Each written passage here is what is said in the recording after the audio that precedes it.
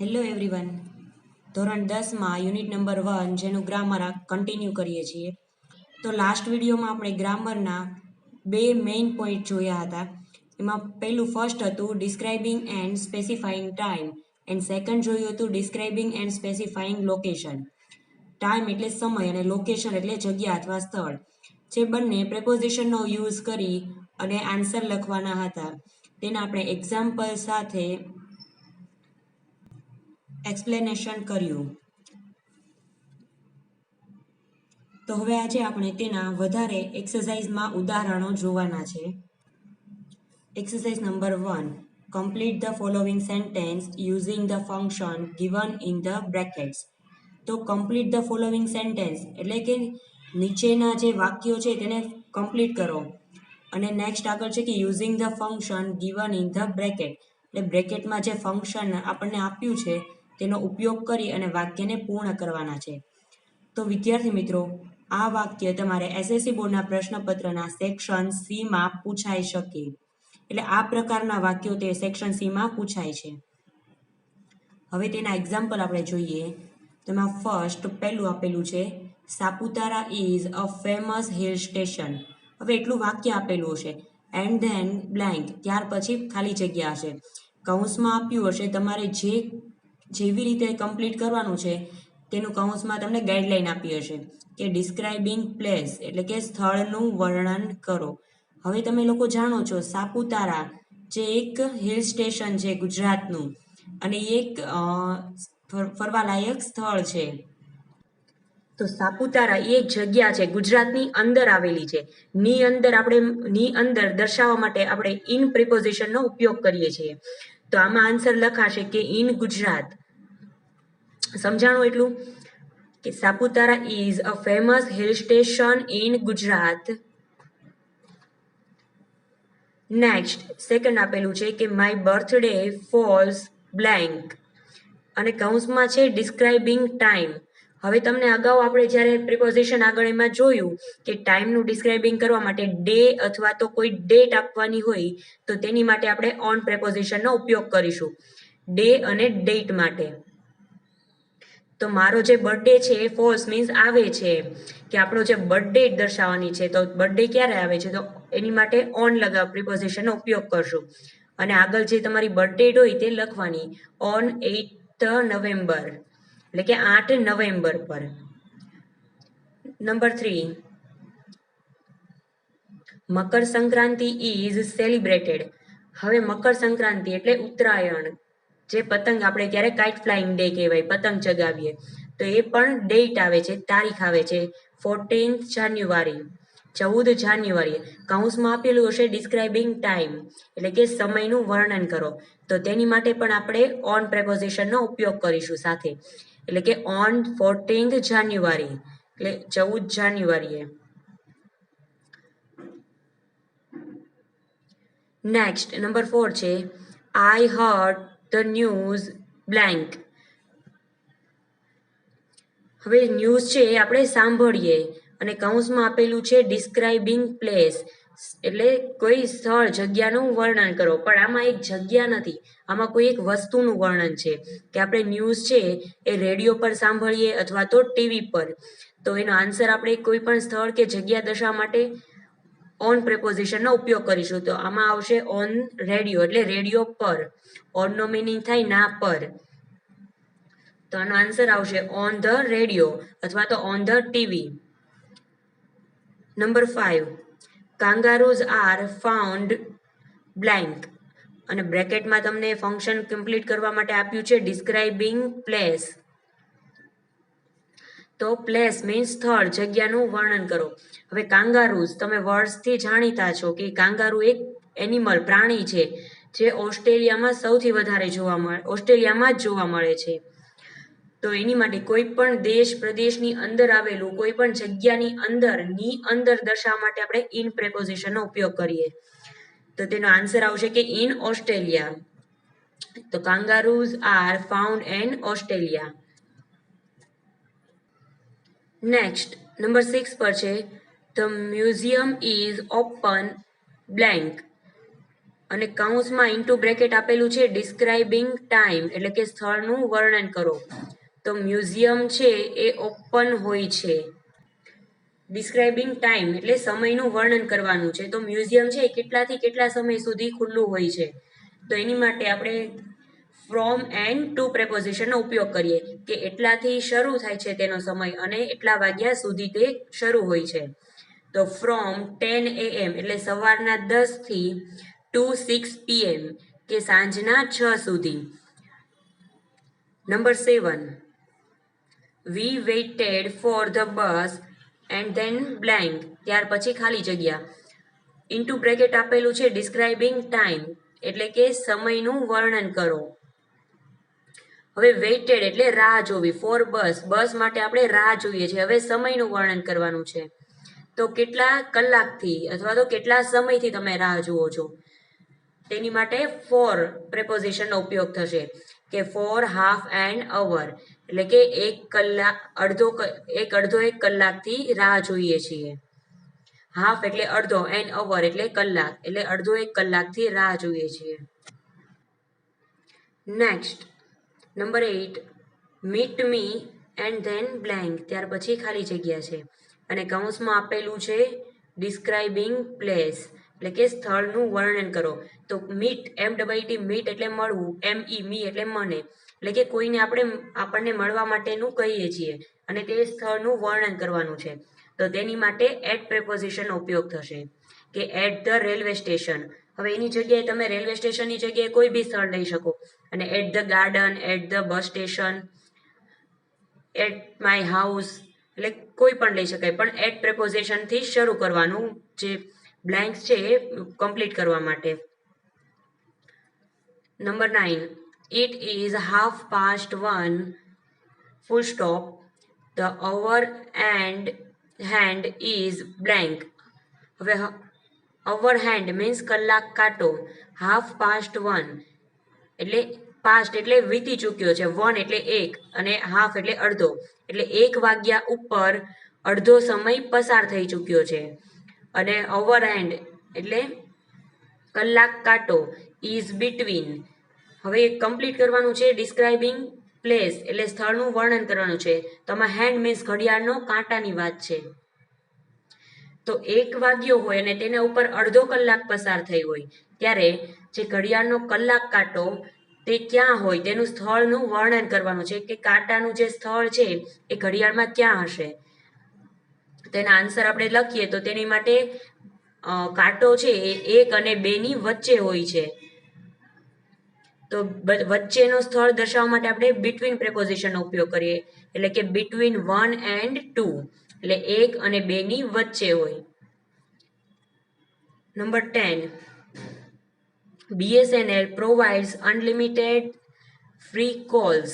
હવે BSNL company જે છે જે અનલિમિટેડ ફ્રી કોલ્સની સેવા પ્રોવાઈડ કરે છે, એટલે આપે છે, પૂરી પાડે છે. અને ત્યાર પછી છે બ્લેન્ક, ખાલી જગ્યા, and into bracket describing time, એટલે કૌંસમાં છે સમયનું વર્ણન કરવાનું છે. તો તે ફ્રી કોલની સુવિધા ક્યાંથી કેટલા સમય સુધી આપે છે. તો મોર્નિંગમાં આપે છે, નાઇટમાં, આફ્ટરનૂનમાં ક્યારે આપે છે તે દર્શાવવાનું છે.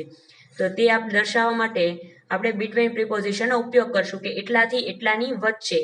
તો ની વચ્ચેનો સમયગાળો છે દર્શાવવા માટે બિટવીનનો ઉપયોગ થાય. તો એનો આન્સર આવશે બિટવીન 9 PM એન્ડ 7 AM, એટલે કે રાત્રે 9 થી સવારે 7 સુધી. એની જગ્યાએ તમે કોઈ બી સમય લઈ શકો છો. Next 11, the rainbow is sighted and then blank, into bracket આપેલું છે ડિસ્ક્રાઇબિંગ ટાઈમ, એટલે સમયનું વર્ણન કરવાનું છે. અને રેઇનબો એટલે શું થાય, મેઘધનુષ, જે હંમેશા ચોમાસામાં આપણને જોવા મળે છે. તો ટાઈમ સમયનું વર્ણન કરવાનું છે. તો ચોમાસાના સમયગાળા દરમિયાન આપણે મેઘધનુષ જોઈએ છીએ. તો ના સમયગાળા દરમિયાન, તેની માટે દરમિયાન માટે ડ્યુરિંગ પ્રેપોઝિશનનો ઉપયોગ થશે. તો rainbow is sighted during monsoon, એટલે કે ચોમાસાના સમય દરમિયાન, ડ્યુરિંગ મોન્સૂન, તે 11th નો આન્સર આવશે. Number 12, we experience scorching heat. Scorching heat એટલે જે તાપ હોય. સ્ક્રોચિંગ મીન્સ એક પ્રકારનો દાહક જે જલાવી દે એવો. એન્ડ ધેન છે બ્લેન્ક, ઇન્ટુ બ્રેકેટ આપેલું છે ડિસ્ક્રાઇબિંગ ટાઈમ એટલે કે સમયનું વર્ણન કરો. એક્સપિરિયન્સ એટલે અનુભવવું. તો વી એટલે અમે, આપણે. તો આપણે છે એકદમ દાહક તાપ અનુભવીએ છીએ. હવે સમય આપણે વર્ણન કરવાનું છે કે કયા સમય દરમિયાન આપણે દાહક તાપ અનુભવીએ છીએ. તો તે ઉનાળામાં અથવા તો મે મહિનો. તો તેના આન્સર માટે આપણે સૌપ્રથમ પ્રેપોઝિશન ડ્યુરિંગનો ઉપયોગ કરશું, એટલે કે ડ્યુરિંગ મે. હવે મેની જગ્યાએ આપણે અહીંયા ઉપર કેમ ડ્યુરિંગ મોન્સૂન કર્યું, એવી રીતે ડ્યુરિંગ સમર પણ લખાય, પરંતુ આમાં આપણે મે એક મંથનો યુઝ કર્યો છે કે ડ્યુરિંગ મે, એટલે મે મહિનામાં સૌથી વધારે ગરમી પડે છે તે માટે. તો આન્સર આવશે during May. 13, working hours of our bank are blank અને ઇન્ટુ બ્રેકેટ છે ડિસ્ક્રાઇબિંગ ટાઈમ, સમયનું વર્ણન કરો. હવે વર્કિંગ અવર્સ એટલે કામ કરવાના કલાકો, ઓફ અવર બેંક આપણી બેંકના, આર મીન્સ છે અને બ્રેકેટ બ્લેન્ક આપી છે અને બ્રેકેટમાં છે ટાઈમનું વર્ણન કરો. તો આપણી બેંકના જે સમય, કામનો સમય છે તે ક્યાંથી ક્યાં સુધીનો હોય છે? તો મોર્નિંગમાં 9:30, સવારે 9:30 થી સાંજના 4 સુધીનો. એટલે તે બે સમય દર્શાવવા માટે ફ્રોમ અને ટુ નો ઉપયોગ થશે. જ્યારે બે સમયગાળાની વચ્ચેનો સમય દર્શાવવો હોય તો બિટવીનનો ઉપયોગ થાય છે. આપણે 10માં ખાલી જગ્યામાં એક્ઝામ્પલ જોયું, તેમાં બિટવીનનો ઉપયોગ કર્યો, પરંતુ અહીં બેંકનો સમય એટલા વાગ્યાથી એટલા વાગ્યા સુધીનો હોય છે, તે દર્શાવવા માટે ફ્રોમ એન્ડ ટુ નો ઉપયોગ થાય. એટલે કે from 9:30 to 4. Next number 14, in the English alphabet y comes blank, into bracket છે સ્પેસિફાઈંગ લોકેશન. સ્પેસિફાઈંગ મીન્સ સ્પષ્ટતા કરો, લોકેશન એટલે સ્થળ, જગ્યાની. તો ઇંગ્લિશ આલ્ફાબેટ એટલે ઇંગ્લિશની જે આપણે એબીસીડી છે તેમાં વાય કમ્સ, વાય આવે છે. હવે વાય નું સ્થાન ક્યાં છે તેમાં? તો એક્સ અને ઝેડ ની વચ્ચે. તો ની વચ્ચે તેની માટે કયા પ્રિપોઝિશનનો ઉપયોગ થાય? બિટવીનનો. તો એનો આન્સર આવશે બિટવીન એક્સ એન્ડ ઝેડ, એટલે કે એક્સ અને ઝેડ ની વચ્ચે. Next number 15, I was born and then blank, into bracket છે ડિસ્ક્રાઇબિંગ પ્લેસ એટલે સ્થળનું વર્ણન કરો. હવે બોર્ન એટલે જન્મ્યું, વોઝ એટલે ભૂતકાળ જે આપણો છે કે હું જન્મ્યો હતો. તમારો બોર્ન બર્થ પ્લેસ જે હોય તેનું અહીંયા વર્ણન કરવાનું છે. તો તેની માટે ઇન પ્રેપોઝિશનનો ઉપયોગ થશે કે ના, કોઈ પણ સિટી તમે દર્શાવો કે આ સિટીની અંદર હું જન્મ્યો હતો, તો તેની માટે ઇન નો ઉપયોગ થાય કે in Navsari yeah oblique in Surat. એટલે તેની માટે ઇન પ્રેપોઝિશનનો ઉપયોગ કરી અને સેન્ટેન્સ કમ્પ્લીટ કરશું. Next number 16, the Taj Mahal is blank, into bracket છે ડિસ્ક્રાઇબિંગ પ્લેસ, સ્થળનું વર્ણન કરો કે તાજમહાલ ક્યાં આવેલો છે. તો હવે તેની માટે શોર્ટમાં દર્શાવવું હોય તો ઇન આગ્રા, જે નીચેનો આન્સર છે એટલો, તે કે તાજમહાલ ઇઝ ઇન આગ્રા. પરંતુ હવે તેની નજીક એક બેંક એટલે નદી છે, કિનારો, નદી કિનારો. તો પૂરું વાક્ય જે દર્શાવવું હોય તો તેની માટે on the bank of the Yamuna in Agra. On એટલે ના પર, બેંક ઓફ યમુના એટલે યમુના નદીના કિનારા પર, ઇન આગ્રા એટલે આગ્રાની અંદર. તો આ બંને રીતે આન્સર લખી શકાય. Number 17, is this the train blank, and then blank છે અને ક્વેશ્ચન માર્ક આપેલો છે પછી, અને ઇન્ટુ બ્રેકેટ આપેલું છે ડિસ્ક્રાઇબિંગ પ્લેસ એટલે સ્થળનું વર્ણન કરો. હવે ટ્રેન છે તેના વિશે આપણે ઇન્ફોર્મેશન લેવાની છે, બરોબર, અને તે સ્થળની ઇન્ફોર્મેશન લેવાની છે. તો તમે કોઈ પણ સિટીનું પૂછી શકો કે આ ટ્રેન આ સિટી માટેની છે, તો તેની માટે ની માટે, તો એને માટે પ્રિપોઝિશન ફોર નો ઉપયોગ કરશું કે ફોર રાજકોટ, યા તમે કોઈ પણ સિટી લખી શકો અહીંયા, પરંતુ ફોર નો ઉપયોગ પહેલા કરવાનો છે. Next number 18 drop these letter. હવે લેટર છે એ ડ્રોપ કરવાનો છે એટલે ત્યાં તે નાખવાનો છે, પોસ્ટ કરવાનો છે. એન્ડ ધેન આપેલી છે બ્લેન્ક એન્ડ કાઉન્સમાં બ્રેક છે કે ડિસ્ક્રાઇબિંગ પ્લેસ એટલે સ્થળનું વર્ણન કરો. તો જે લેટર છે એ હંમેશા આપણે લેટર બોક્સમાં જ પોસ્ટ કરીએ. તો તેની માટે આવશે કે ઇન ધ લેટર બોક્સ, એટલે કે લેટર બોક્સની અંદર જે લેટર છે એ ડ્રોપ કરે એટલે લેટરને છોડી આવો અથવા પોસ્ટ કરી આવો. Number 19 please call me and then blank into bracket આપેલું છે સ્પેસિફાઈંગ ટાઈમ એટલે કે સમયનું વર્ણન કરો. હવે કોલ મી એટલે મને કોલ કર, તો તમે કોઈ પણ સમય કોલ કરવા માટે દર્શાવી શકો કે એટ 9 PM અથવા તો એટ 10 PM, પરંતુ એટ પ્રેપોઝિશનનો ઉપયોગ થશે કે એટલા વાગે મને કોલ કરજે. Number 20 Gandhiji was Born and blank into bracket છે સ્પેસિફાઈંગ લોકેશન, લોકેશન એટલે સ્થળ અથવા જગ્યા. હવે સ્પેસિફાઈંગ ટાઈમ પણ ચાલે લખ્યું હોય, સોરી પ્લેસ પણ ચાલે લખ્યું હોય તો અહીંયા.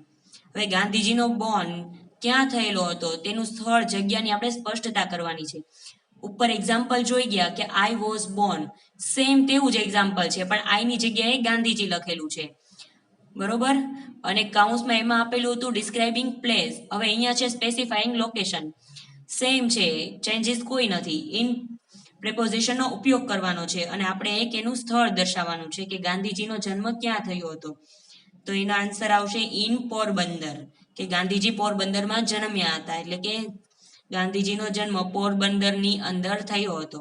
ની અંદર દર્શાવવા માટે આપણે ઇનનો ઉપયોગ કરીએ. Next number 21 we found a herd of lions blank into bracket છે સ્પેસિફાઈંગ લોકેશન, લોકેશન એટલે જગ્યા, સ્થળ, પ્લેસ. તો તેનું જગ્યા, સ્થળની સ્પષ્ટતા કરવાની છે. વી ફાઉન્ડ, ફાઉન્ડ એટલે શોધવું, હર્ડ ઓફ લાયન્સ એટલે સિંહોનું ટોળું. હવે સિંહોનું ટોળું તો તમને ખબર જ છે ક્યાં જોવા મળે છે, તો તે ગીરના જંગલોમાં જોવા મળે છે. તો તેની માટે ગીરના જંગલની અંદર તેવું દર્શાવવું હોય તો તેને ઇંગ્લિશમાં કન્વર્ટ કરે કે ઇન ધ ગીર ફોરેસ્ટ. તો વાક્યમાં ઇન પ્રેપોઝિશનનો ઉપયોગ થયો છે અને સેન્ટેન્સ પછી કમ્પ્લીટ કર્યું કે Gir forest, in the Gir forest. Number 22 the thief hid himself એટલે કે ચોર છે, થીફ એટલે ચોર, હીડ એટલે સંતાડ્યું, હિમસેલ્ફ એટલે તેની જાતને, and then blank into bracket આપેલું છે સ્પેસિફાઈંગ લોકેશન એટલે સ્થળનું વર્ણન કરો. તો કોઈ પણ સ્થળ તમે દર્શાવી શકો કે થીફ ચોર છે તેને પોતાની જાતને સંતાડી, પણ એ ક્યાં સંતાડે, કોઈ પણ સ્થળની પાછળ સંતાડે, કોઈ પણ જગ્યાની, એટલે કે બિહાઇન્ડ પ્રેપોઝિશનનો ઉપયોગ થશે કે ની પાછળ. બિહાઇન્ડનું ગુજરાતી થાય છે ની પાછળ. તો અહીં આન્સર આપણે લખ્યો છે કે બિહાઇન્ડ અ ટ્રી એટલે કે વૃક્ષની પાછળ થીફ એટલે ચોરે છે પોતાની જાતને સંતાડ્યું.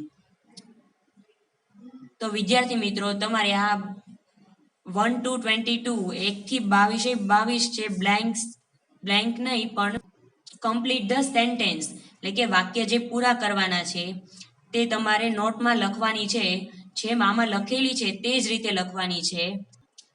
એક્સરસાઇઝનું હેડિંગ આપવાનું છે, ત્યાર પછી આ સૂચના લખી અને નોટ્સ લખવાની તમારે આ જરૂર નથી. સૂચના લખી ડાયરેક્ટ કમ્પ્લીટ ધ સેન્ટેન્સમાં ફર્સ્ટ સેન્ટેન્સ શરૂ કરી દેવાનું. જેમ લખેલું છે તે જ રીતે તમારે લખવાનું છે ગ્રામરની નોટમાં, બરોબર.